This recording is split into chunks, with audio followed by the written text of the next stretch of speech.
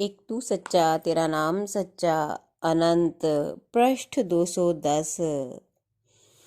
हे परमेश्वर, तू मेरे तन की झोंपड़ी का चिराग है, तुझसे ही मेरी आत्मा में उजाला है। हे परमेश्वर, यह संसार तेरी फसल है, जिसे तू वक्त आने पर काट लेता है। हे परमेश्वर, मुझे इस योग्य बना कि मैं दूसरों की सेवा कर सकूं और वे मेरी सेवा को स्वीकार कर लेवें, मुझे ठुकरावें नहीं।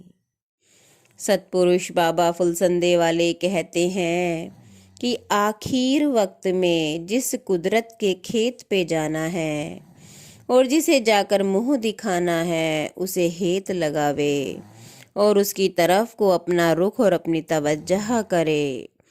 महापुरुषों का दिल समंदर है, जहाँ सारे दरियाव समाते हैं और ओछे लोग लबालब भरे कटोरे की तरह हैं, जिनमें एक बूंद भी ज़्यादा पड़ जावे तो उछल कर बाहर आ जाती है।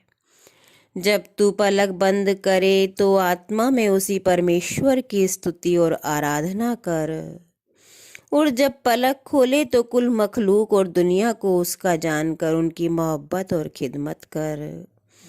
ये दो तरीके हैं इबादत के, एक दिल में और एक बाहर दुनिया में।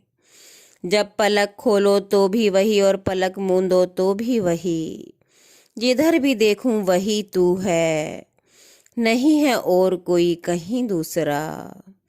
ऐ मेरे परमेश्वर, सिवाय तेरे दुनिया में या उससे परे कोई नहीं।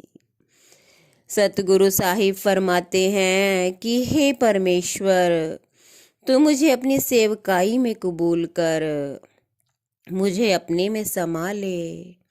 हे परमेश्वर, अपनी ज्योति में मुझे विश्राम दे। हे परमेश्वर, हमारा उद्धार कर।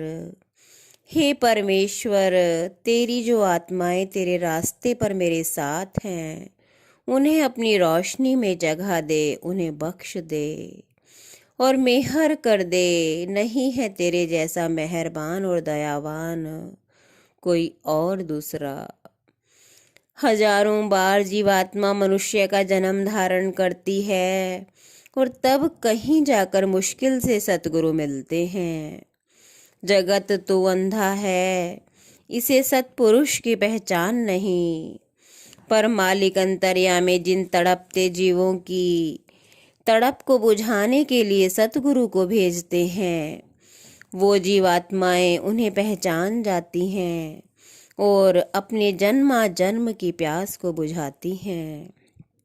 संत सतगुरु का प्रेम अविनाशी है, अनंत है और उससे बढ़कर कुल रचना में दूसरी कोई श्रेष्ठ वस्तु नहीं।